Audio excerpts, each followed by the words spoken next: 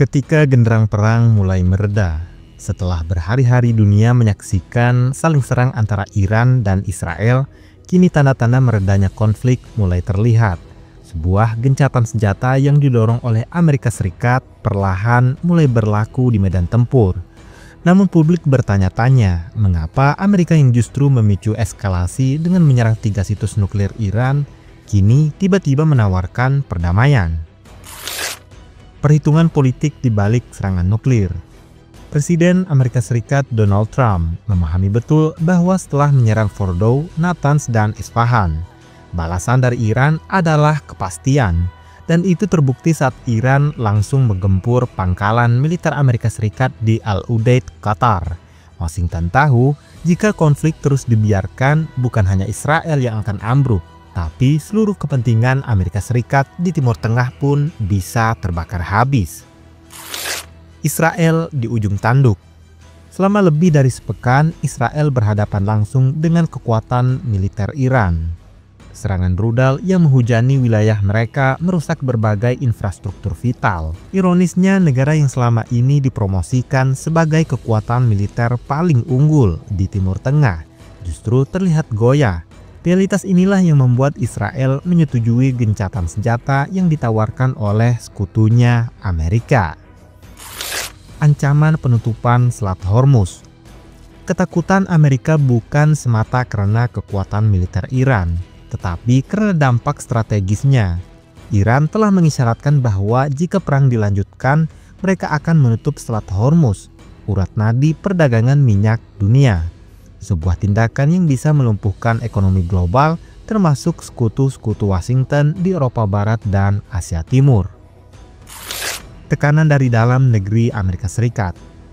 Di dalam negeri, Trump tak bisa bernapas lega. Serangan ke Iran menuai kecaman luas dari publik Amerika. Unjuk rasa meledak di berbagai kota, mengecam agresi militer dan mempertanyakan legalitas keputusan Trump. Beberapa anggota Kongres bahkan mulai menggulirkan wacana pemakzulan karena penyerangan terhadap negara lain tanpa restu Kongres dianggap pelanggaran konstitusional. Rekam buruk Amerika Serikat dalam perang jangka panjang. Di luar tekanan politik, sejarah sendiri menjadi pengingat pahit bagi Amerika. Sejak Perang Dunia Kedua, Amerika Serikat tak pernah menang dalam perang panjang.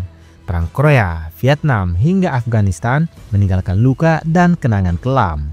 Trump tak ingin Iran menjadi catatan kelam berikutnya dalam sejarah militer Amerika Serikat. Iran, warisan perang dari zaman kuno.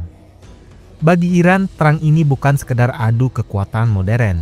Ini adalah bagian dari warisan sejarah panjang dari masa kerajaan Parsi di era Thucydides hingga kemasyhuran Cyrus dan Darius. Iran sudah dikenal sebagai bangsa dengan tradisi militer yang tangguh. Kini, semangat itu dibangkitkan kembali oleh generasi baru yang siap mati demi tanah air.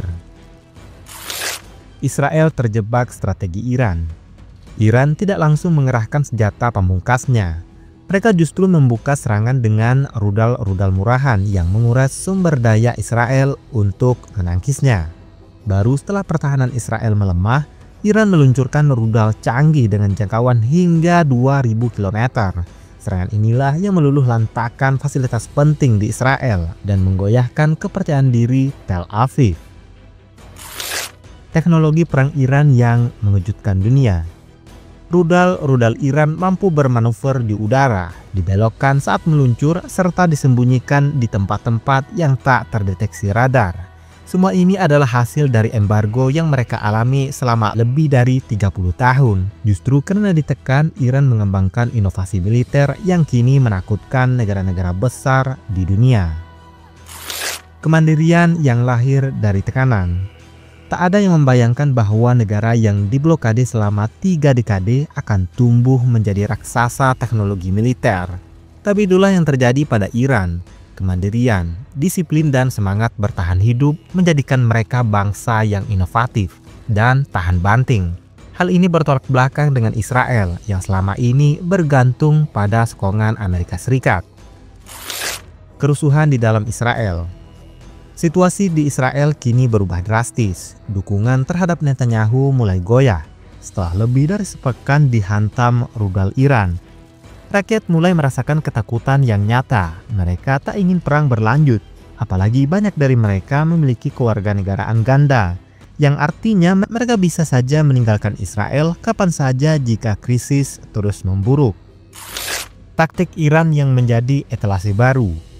Perang ini bagi Iran bukan sekedar respon militer. Ini adalah etalase kebangkitan strategi dan teknologi militer mereka.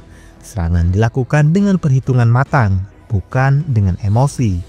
Dan saat dunia menyaksikan bagaimana Israel tertekan dan Amerika Serikat mulai menarik diri, Iran mengirimkan pesan bahwa kekuatan mereka bukan ilusi propaganda, tapi kenyataan di medan laga.